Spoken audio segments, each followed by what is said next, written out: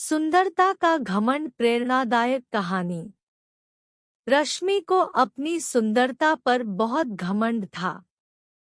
इस वजह से वो अपनी छोटी बहन नूपुर को कभी भी अपने साथ कहीं नहीं ले जाती थी। रश्मि और नूपुर में 2 साल का अंतर था। जहां रश्मि बला की खूबसूरत थी, वहीं नूपुर दिखने में साधारण। जब भी दोनों बहनें साथ कहीं जाती तो रश्मि को तारीफ मिलती और नूपुर को ताने की ये तो इस घर की लगती ही नहीं। नूपुर फिर भी अपनी बहन को बहुत प्यार करती, पर रश्मि को अपने घमंड में उसका प्यार भी नहीं दिखता।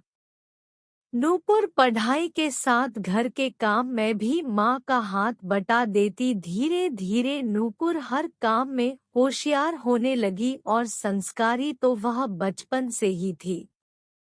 माँ रश्मि को कई बार समझाती, बेटी इतना घमंड अच्छा नहीं, खूबसूरती के साथ संस्कार भी जरूरी है। कल को पराए घर जाओगी, ऐसे कोई पसंद नहीं करेगा। रश्मि बोलती, माँ मेरे लिए तो लाइन लग जाएगी रिश्तों की, तुम नूपुर की चिंता करो। एक दिन एक ऊंचे परिवार का रिश्ता आया। लड़का भी बहुत सुंदर था। रश्मि के तो पाँव जमीन पर नहीं पड़ रहे थे। लड़के वाले आए, नूपुर ने बहुत तैयारी कर रखी थी। सब नूपुर के संस्कार देखकर बहुत प्रभावित थे। गलती से नूपुर के हाथ से चटनी रश्मि के ऊपर गिर गई।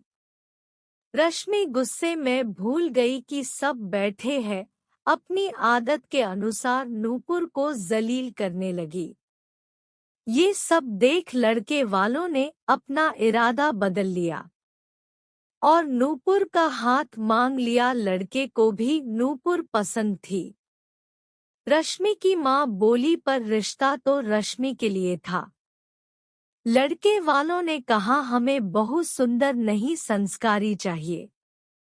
माँ इतना अच्छा रिश्ता हाथ से नहीं जाने देना चाहती थी, तो उन्होंने हाँ कर दी।